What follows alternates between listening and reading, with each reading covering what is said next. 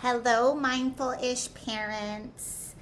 In Dr. Becky Bailey's book, Conscious Discipline, Building Resilient Classrooms, she has an amazing quote about consequences. She writes, "The act isn't the physical result of the action, it is the way we feel about the results." Well, here's what we know about that. Some consequences motivate us to reflect and then change our behavior, while some consequences leave us feeling even more powerless to change. So that brings me to my next question. What are the factors that have to be in place for consequences to be effective with people in general, but especially with our children? Well, the first one is we have to feel connected and we have to feel worthy. I put connected and worthy in the same category because that's all about your emotional state. So when we feel connected to ourselves, to others, to the work we're doing, to a group, to our environment, then we have this innate motivation to cooperate. And when we feel worthy, we want to align with our highest and best self. We want to align with the group. So we have to make sure that our children are feeling connected and worthy. How do you know your child's not feeling connected and not feeling worthy? You're going to hear a lot of "I don't care." You're going to hear a lot of "so." And we take that a lot of times as disrespect. That's not disrespect. It is a signal that your child is feeling disconnected and unworthy. And when we try to use consequences to motivate them to feel connected and to feel worthy, it backfires in our face. What actually ends up happening is that they don't feel understood, and the disconnect and the unworthiness becomes even greater.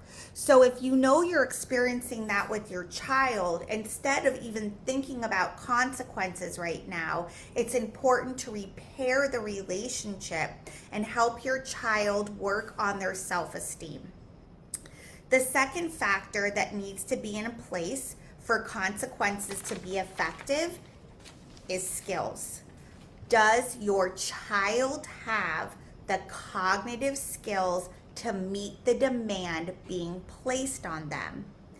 If your child struggles with flexibility and adaptability, or problem-solving skills, the ability to see more than one solution, or if they struggle with frustration tolerance, they may not have the skills to meet the demand being placed on them.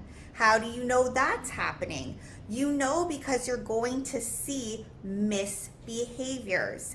Misbehaviors are the signals that say, hey, I can't meet this demand safely, appropriately, reliably, and underneath that is probably a missing or lagging skill.